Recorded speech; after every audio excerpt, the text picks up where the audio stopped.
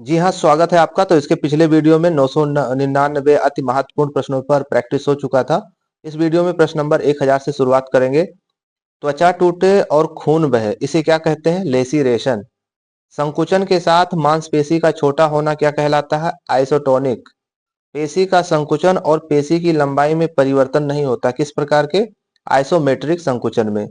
Isotonic और isometric दोनों प्रकार का संकुचन किसमें होता है? आइसोकाइनेटिक में। आइसोकाइनेटिक का अर्थ क्या होता है? कुछ गति। आइसोकाइनेटिक का प्रयोग किसमें किया जाता है? तो फ्री स्टाइल तैराकी और बाहों से धकेलने में इसका प्रयोग किया जाता है। अब बात कर लेते हैं हम प्रश्न नंबर 1006 की। आइसोकाइनेटिक का विपरीत क्या होता है? तो एसेंट्रिक संकुचन। किस संकुचन के साथ पेशी लंबी हो जाती है? एक्सेंट्रिक। उठाना या बाहरी गति, ये क्या कहलाता है? एबडक्शन। एबडक्शन का उल्टा या भीतरी गति क्या कहलाता है? एडक्शन। 360 डिग्री पर घुमाना या वृत्ताकार घुमाना, इसको क्या कहते हैं? सरकमडक्शन या पर्यावर्तन। इसके अलावा मोड़ना, गर्दन झुकाना, ये क्या कहलाता है? ये फ्लेक्शन कहलाता है। ठीक।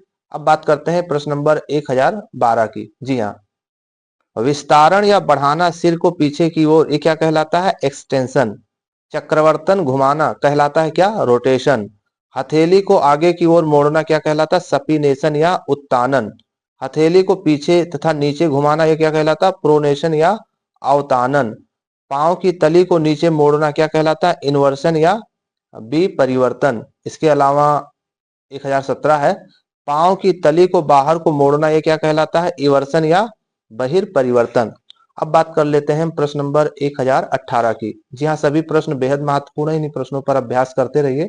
पेपर में गलती ज्ञान की कमी से कम, अभ्यास की कमी से ज्यादा होता है। प्रश्न नंबर 1018 है, मेलाटोनिन और सेरोटोनिन स्रावित होता है कहां से? पीनियल ग्रंथ से। मस्तिष्क में 3 ग्रंथियां पाई जाती है, कौन कौन? हाइपोथैलेमस, पीनियल और पीयूष।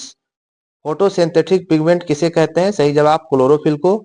सेलुलर गार्बेज डिस्पोजल किसे कहते हैं? लाइसोसोम को।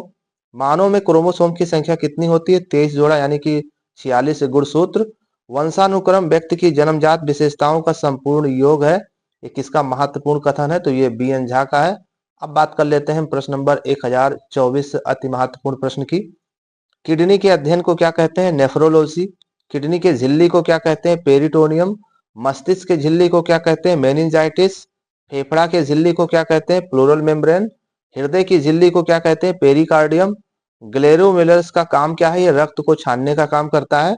कौन सी किडनी बड़ी होती है? तो इसका सही जवाब होगा बाई किडनी बड़ी होती है। और वही बात करें हम नेक्स्ट क्वेश्चन की।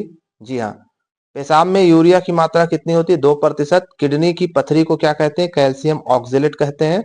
सुपर मास्टर ग्रंथ किसे कहते हैं? सही जवाब हाइपोथैलेमस को। और वयस्क व्यक्ति में नब्ज दर का रेंज कितना होता है? तो 70 से 80। इसके अलावा धमनियां कहाँ से रक्त ले जाती हैं? तो सही जवाब होगा हृदय से। और भी महत्वपूर्ण प्रश्नों पर चर्चा इसके नेक्स्ट वीडियो में।